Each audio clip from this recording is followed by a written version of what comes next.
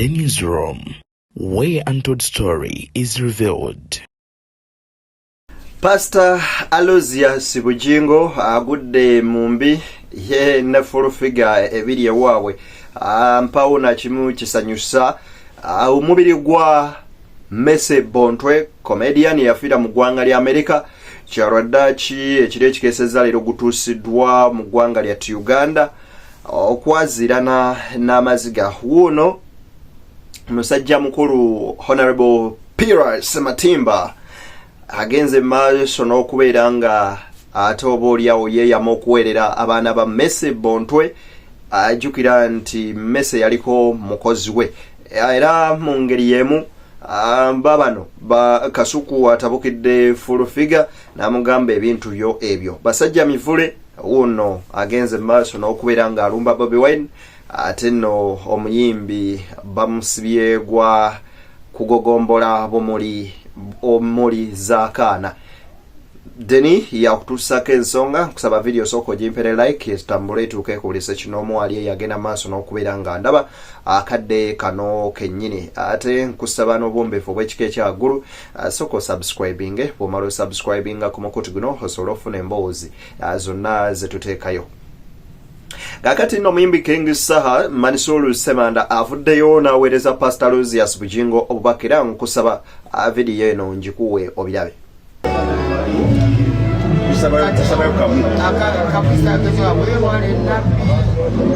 Nabbi w'obulimba agamba musoda awonya wewale kati ke freestyle kembalekedde wewale nabbi w'obulimba agamba nti soda awonya soda kafuka akosira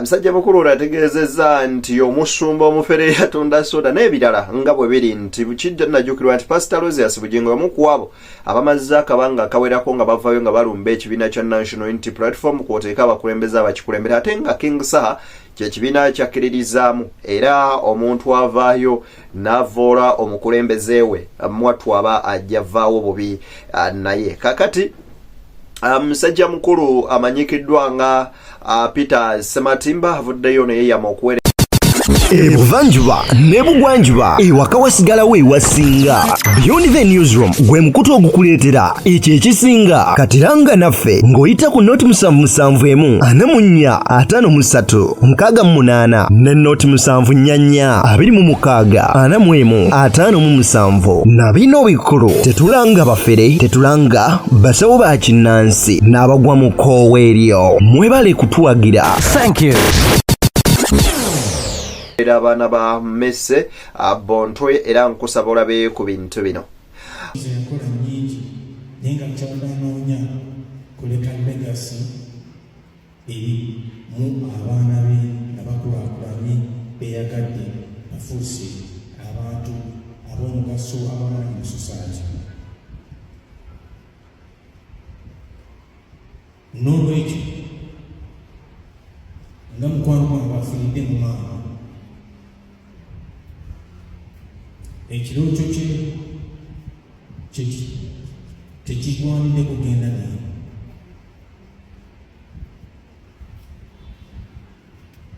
Neeyama ne kampani yange Super FM ky'abaana ba Mese abaagala okusoma tujja bafuna amasomero era njagala basasula school fees.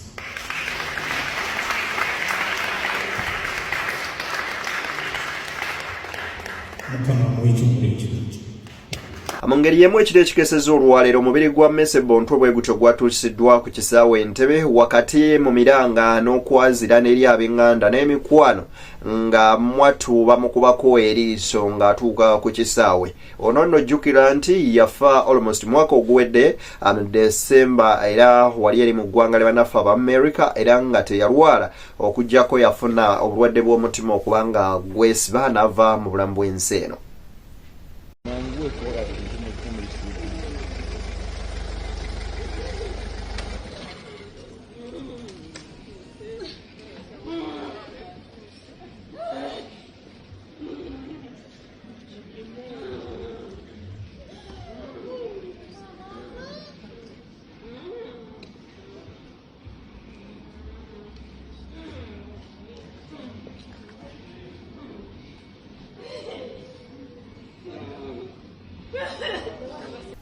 kakati nno ye Nakangobi Jennifer Folufiga abaana bamutabukidde ne bamuyisaamu eggaali lwagenda maaso n'okubeera nga buli lunaku agenda maaso n'okuyisa maaso mu His Excellency Property Kyagulanyi Center mu Bobi Wine.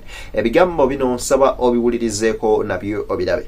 Folufiga Tamale Mirundi Junior Calvin Kayanja akina Mweba Godfather bwemba mwagala okumanya omugaso gwa Bobi Wine bugeze bukeere nga afudde mwe Folufiga we muba temwogedde ku linnya Bobi Wine temugenda kufuna kyakulya erinnya Bobi Wine lyeri basasulira enju lyeri bagulira data lyeri basomeseza abaana medicine wekiri naye boya abantu bategeera bulungi muganda wange kati gulya mutwe gwa Calvin Kayanja toyinza kugamba nti gutegeera kubanga toyinza kugamba nti nno abannopo bawamba omulambo ate ng'olwedde gwali mu nju sebe ekisiru ne kitayogera ku mpuuga eyaleeta kwaya ateesabira omusiraamu bamusabira naye boya empuuga akolakona kabala kafu Katamale Mirundi Junior akagamba mbone ntunula munawulira ennaku ng'abaana tebaziisani abagaano ziika teyali mpuuga lwaki tewamwogerako mwine emitwe eminene naye nga mika bwe Calvin Kayanja ogwo omutwe ogukulinga ng'endibota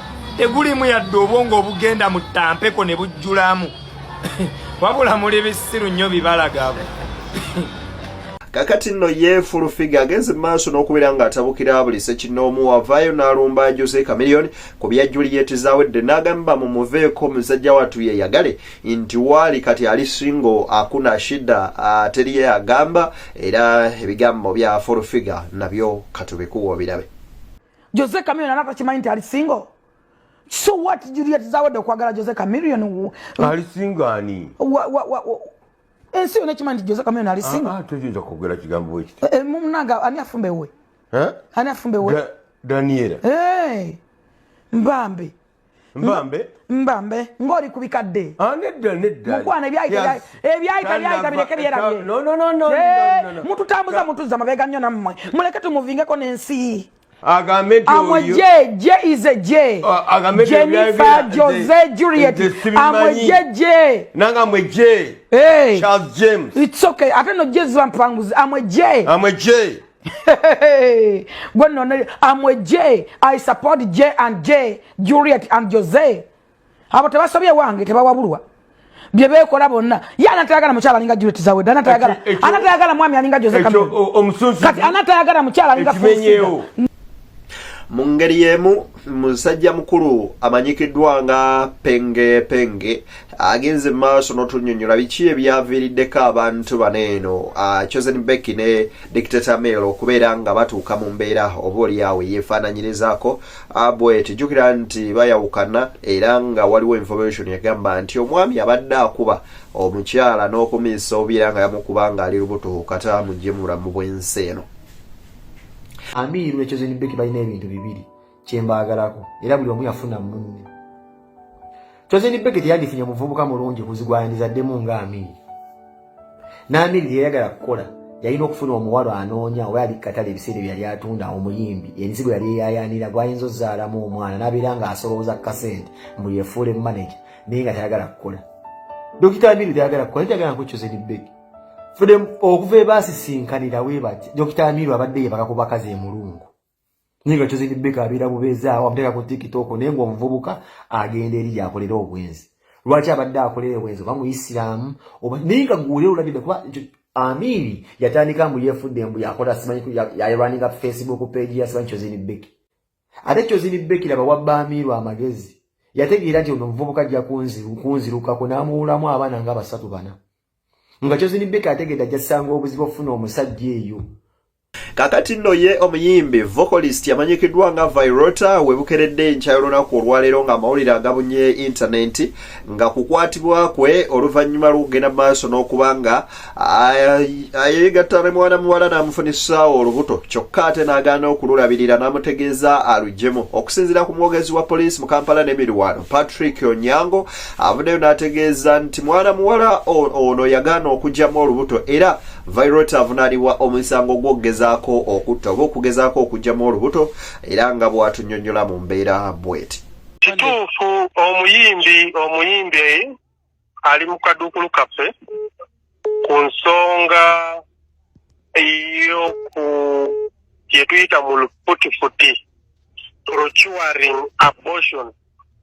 Waliwo omwana muwala gwawadde olubuto gwakumisa olubuto oluvannyuma omwana muwala namutegeezezza anti kati nina olubuto tukole tutya. Ye n'agamba nti tali redde okubeera omuzadde omwana muwala agyemu ki olubuto. Omwana muwala yagaana okugyamu olubuto n'agenda paaka wa manajja we Walugembe naye nayogera naye ye ng'agamba kimu tugyemu ki olubuto. Kati Walugembe manajja naye n'ayingiramu n'atandika okusendasenda omwana nti nakole ki agyemu olubuto. Awo omwana naye nakola ki nagyemu olubuto. Naye abazadde b'omwana bate tebali basanyufu kati bayingiziza omusango kati twabaguddeko omusango gwa procuring abortion. Musango guli tutandise okukola okunoonyereza. Omuntu oyo aba akasa omuntu okugyamu olubuto bayinza musiba bbanga ki? Kusooka katugende step by step. Tetujja agenda eyo mu maaso katukoomaawo. Bali mu kaddukulu ku musango gwa procuring abortion oba okusendasenda mwana muwala okugyamu ki olubuto. Kakati ye musajja mukulu amanyikiddwa nga abasajja mivule wuuno atabukidde Bobi Wine n'agamba temunenya bafoot soja ku buli kimu ekyabaawo mu bitundu by'e Masaka wabula ow'okunejezebwa ali omu yekka ye Bobi Wine kubanga yatwala abavubuka bano era yabeebaza emirimu egyo gye baakola ye gy'ayita nti egy'ettendo. Mu bye mulaba toyinza kunenya bali bafoot soldiers effujjo lye baakoze ne bawamba omulambo ne bawamba maama w'omugenzi ng'ayagala n'okufulumako ebweru okwetaaya tasobola kufuluma ne bawamba baganda be okutegeera kati ne babatiisatiisa ne babagirayo emiggo. Nalabye omukazi gwe bayita Sauda Madada yasose n'amukuba empisa 3 ku kibugabiga ne wabeerawo omuvubuka yamugambye nti yakomyewo na muggo era n'agamba muganda wa Ssegirinya fuluma tugenda kubakuba lwaki weesibiddemu nga byonna byabadde ku script nga babatendese. Toyinza kunenya bali bafoot soldiers n'otanenya Bobi Wine oba okoze ensobi kubanga Bobi Wine yavuddeyo n'agamba nti njagala kwebaza bafoot soldiers mwebala obutawaayo mulambo senga mwaguwaddeyo mwandibadde munkoze bubi nnyo era nabadde ngenda kunyiiga. Owulira kati bali babadde bakola Bobi Wine byayagala tebayinza bikola nga Bobi Wine takkiriza. Era nalabye mwannyina w'omugenzi Ssegirinya ng'agamba nti naye Bobi Wine abantu bo ne bakola effujjo nga tobagambako ebyo byabadde birina okukolebwa okitegeera okukangakanga namwandu aleme genda kufuna ssente. Kati njagala mulabe ettima Bobi Wine yalina n'agaana namwandu okugenda wali parliament we yabadde etegese afune ssente parliament ziyabadde emuwadde okutegeera n'awulira bubi era yakyogeddeko kubanga babadde bamulimbalimba bamuweeyo obusente Ssegirinya abadde mulwadde nga tebamuyamba. Parliament yakitadde mu lwatu Ssegirinya bamusaasanyirizaako obukadde 9 n'okusoba kumpi kawumbi okutegeera ekyo kyakubye Bobi Wine n'aswala kubanga babadde bagamba Speaker Anita Mongo ayinza atya okutegeka ne Masaya Simpuga ne bategeka nzedde ne kujjukiza nti gwagala okulanga naffe ku noti 7 ne noti 7 tusobola okubeera nga tukwasaganya business yo. She's still driving an old car on a bumped up Salama road. She's giving her views on the people who are in Europe enjoying first class life. Get move on.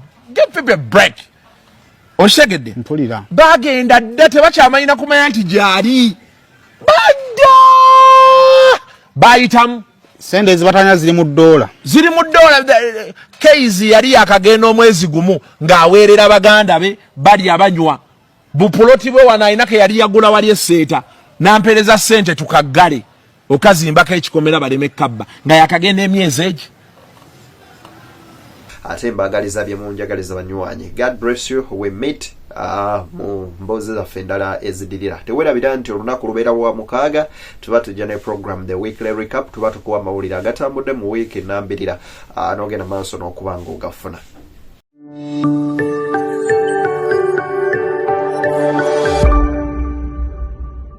Beyond the newsroom, where untold story is revealed.